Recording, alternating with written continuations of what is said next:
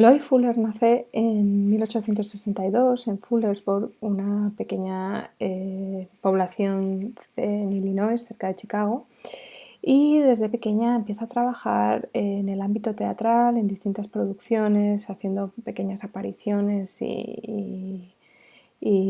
viajando. Se forma en ópera y canto y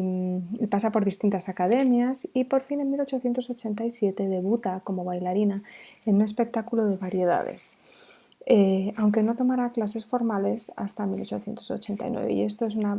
cuestión característica del trabajo de Fuller y su relación con la danza desde las nuevas formas de entender las posibilidades del movimiento del cuerpo en la danza moderna, ¿no? Y en las pioneras de la danza moderna, que es como una de las ramas de su trabajo.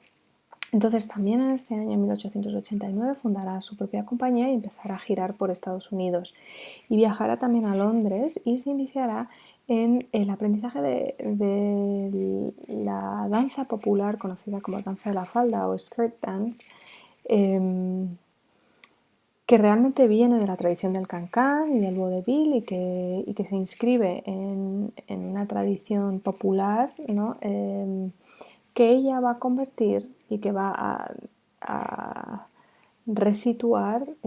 como una creación propia dentro de su propia investigación tecnológica. Y esto empieza en 1891, cuando dentro de una obra de teatro en la que hay una escena de hipnosis,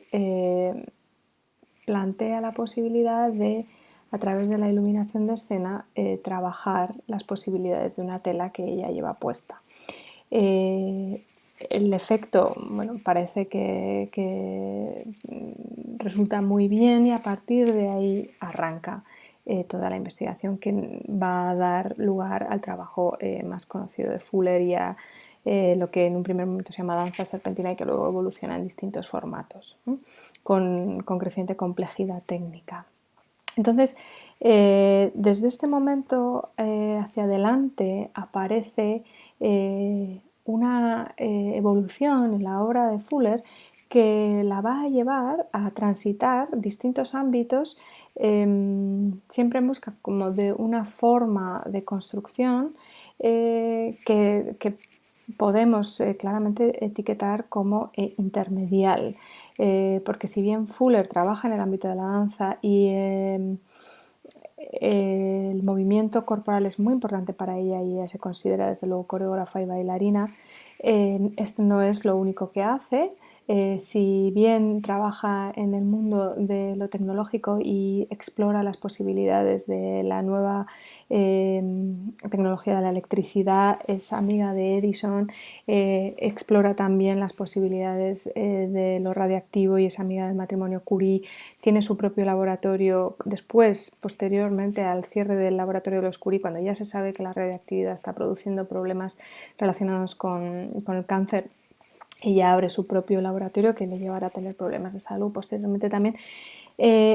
No es tampoco lo único en lo que trabaja porque le preocupa mucho también la configuración de la escena, por lo tanto su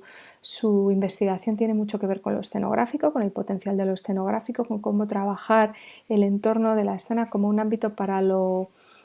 sugerente, para lo abstracto, para lo rítmico, para el movimiento, para ampliar las posibilidades de la escena fuera del trabajo de lo narrativo, que es una preocupación absolutamente moderna y que la emparenta, ¿no?, con todo el discurso sobre lo teatral y lo escenográfico que está sucediendo también en ese momento, por lo tanto es pionera en ese aspecto también. Por otro lado, tiene su propia relación con lo cinematográfico, porque es retratada múltiples veces, tanto por los Lumière como por Edison, segundo de Chaumont, aparecen numerosas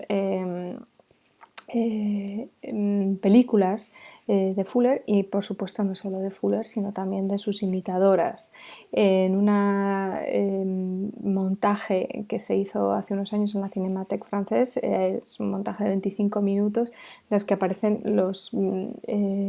películas de Fuller y de sus imitadoras, y hay hasta 15 imitadoras, ¿no? Trabajando todas prácticamente a la vez. Digamos que desde el momento en que aparece la danza serpentina aparecen las imitadoras de la danza serpentina. Y esto coloca a Fuller en un lugar particularmente interesante porque de alguna manera también marca su forma de búsqueda. Esta intersección de lugares se da en parte porque Fuller tiene que mantener su estatus como artista, y su estatus como artista depende mucho del contexto en el que está trabajando, y este contexto es complejo y cambiante en el momento en el que ella funciona, ¿no? En este paso de un siglo a otro, pero bueno, está marcado claramente por la voluntad de la creación, o sea, el artista es creador, el artista tiene que tener una obra única, entonces esto es un problema cuando empieza a haber imitaciones. Por lo tanto, Fuller arranca un trabajo de patentes, de creación de patentes, donde trata de demostrar de forma sistemática que ella ha inventado, y ha inventado un artilugio, un sistema, una máquina. Entonces, de alguna manera se convierte también en inventora. Y esta concepción del artista como inventor de sistema anticipa discursos que ya no son solo intermediales, sino interactivos. Sin que podamos atribuirle un trabajo interactivo como tal, sí que vemos en su funcionamiento este tipo de concepción, ¿no? La máquina escénica y la interacción del cuerpo del intérprete con la máquina escénica, que es absolutamente contemporáneo, ¿no? Ella traspasa toda la problemática de la modernidad y nos lleva a una preocupación teórica absolutamente actual. Y es esta búsqueda continua la que hace de Fuller una pionera que se adentra en distintos ámbitos porque busca mantenerse siempre bueno, en el lugar que le permita vivir, en el lugar que le permita desarrollarse como artista, y para ello toma pues, la idea de la investigación, del ámbito de lo científico, que genera ese estatus, ¿no? Y lo conocemos sobre todo por sus cartas, por sus interacciones epistolares pues, con los Curie, con Edison, etcétera, etcétera, ¿no? Pero que son intensas. Y por otro lado entronca con la preocupación del fin de siglo y del principio de siglo, de la búsqueda más allá de lo narrativo, de las formas orgánicas en la plástica, ¿no? Entonces aparece retratada en numerosas en numerosos trabajos plásticos escultóricos, pictóricos, ¿no? En los conocidos representaciones de cartelería, etcétera, etcétera, ¿no? De alguna manera su lugar de búsqueda enlaza con búsquedas simultáneas que están sucediendo en ese momento. Entonces, la etiqueta definitiva, ¿no? La etiqueta crucial que nos permite adentrarnos en el trabajo de Fuller es este concepto de intermedialidad, porque no son cruces esporádicos, no son cruces relativos, realmente solo se entiende bien su trabajo cuando se comprende hasta qué punto su pensamiento se mete dentro de todas estas posibilidades, dentro de lo cinematográfico, dentro de lo escenográfico, dentro de lo teatral, dentro de lo dancístico y dentro de lo luminotécnico, de la tecnología de la luz y del pensamiento sobre el ritmo y el color, ¿no? Luego posteriores creadores como Germain Dulac se referirán a la obra cinemática de Fuller y a lo que anticipa. Una obra más conocida de las vanguardias cinematográficas, como es el entreacto de René Clair, toma en gran parte, ¿no? su lugar de mirada de esas plataformas de cristal sobre las que bailaba la propia Fuller y la posibilidad de colocar la perspectiva en un lugar distinto. Entonces, todo esto nos habla de una artista muy compleja que se adentra en numerosos ámbitos y que lo hace además de forma sistematizada, contrastada, en diálogo con los creadores y los pensadores de su tiempo, y que sorprendentemente enlaza con una problemática contemporánea y nos ayuda a pensar de qué manera se articulan este tipo de discursos tanto en el presente como en el pasado.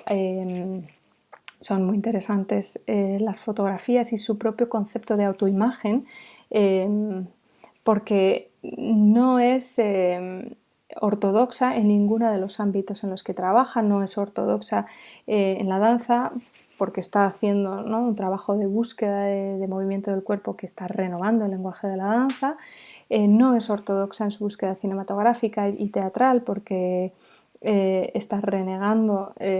o está buscando más allá de lo narrativo, está buscando en la abstracción, está buscando en lo rítmico, está buscando en los colores, está anticipando la idea del color sobre lo cinematográfico. De hecho, muchas de las obras que se hacen para retratar el trabajo de Fuller en los pioneros del cine, las telas que se retratan están coloreadas a mano, de alguna manera para buscar un recurso que trate de dar sentido, ¿no?, de contar lo que realmente suponía ver un espectáculo de Fuller.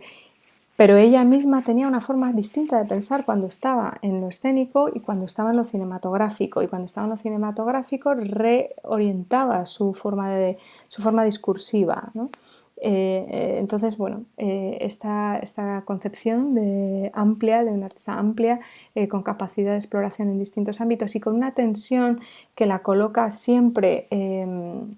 en un lugar de búsqueda para mantener un estatus artístico en un mundo muy, muy complejo en este sentido, ¿no?, en donde necesita búsqueda de financiación, por lo tanto tiene que tener relación con la nobleza, con gente que sea capaz de financiar su trabajo, tiene que mantener la relación con el ámbito científico también para renovar sus investigaciones, tiene que mantener su discurso artístico, su estatus como artista, que lo consigue y lo controla, ¿no? En la exposición de París en 1900 se dedica a un pabellón completo,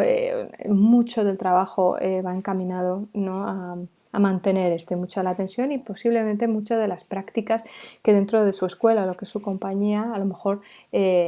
pues posteriormente se han puesto en duda o han sido revisadas, ¿no?, porque todo el rato lo que permea es esta tensión por mantener la capacidad de maniobra. Entonces, bueno, pues es una figura interesantísima que nos permite indagar en los distintos aspectos del concepto de intermediariedad y cómo en un momento complicado de intersección de discursos, esta figura de una mujer es capaz no solo de trabajar en distintos ámbitos, sino de poner en duda y trabajar, digamos, en la vanguardia de todos ellos y de lo que están intentando repensar en su contexto histórico y estético.